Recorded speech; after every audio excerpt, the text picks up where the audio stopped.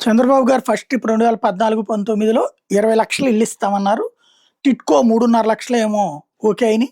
ఆచరణలో వచ్చేటప్పటికి ఓ 50,000 80% అయినాయి. అయి జగన్ వచ్చాక ఇచ్చాడు. 20,00,000 ఇల్లు అన్నారు. జగన్మోహన్ రెడ్డి 30,00,000 ఇల్లు అన్నాడు. అందులో 7,00,000 పూర్తయినాయి. స్థలాలు ఇవ్వడం మాత్రం 30,00,000 ఇచ్చుకొచ్చారు. 28, 27 తర్వాతన 19,00,000కి ఇల్లు కూడా శాంక్షన్ చేశారు. అందులో ఒక 7,00,000 దాకా పూర్తయినాయి.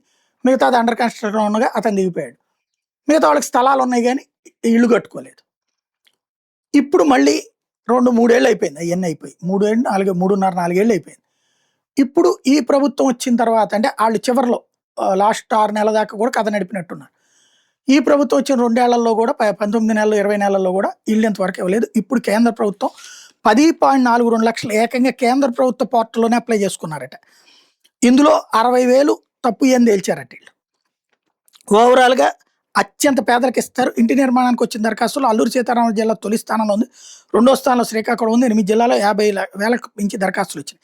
అత్యల్పంగా విశాఖ జిల్లా నుంచినే వచ్చినాయి. మెయిన్ కాన్సెప్ట్ ఏంటంటే ఇప్పుడు వాళ్ళందరికీ ఇల్లు కట్టించి ఇవ్వడం. ఇందులో 15% మంది ఏమో కట్టించి ఇయ్యమని అడుగుతున్నారు. 1,50,000 దాకా. మిగతా 8.5 లక్షలు ఆల్రెడీ మాకు స్థలం ఉంది. మీరు డబ్బులు ఇస్తే శాంక్షన్ చేస్తే ఇల్లు కట్టుకుంటాం అంటున్నారు. ఇది ఇక్కడ స్పెషాలిటీ.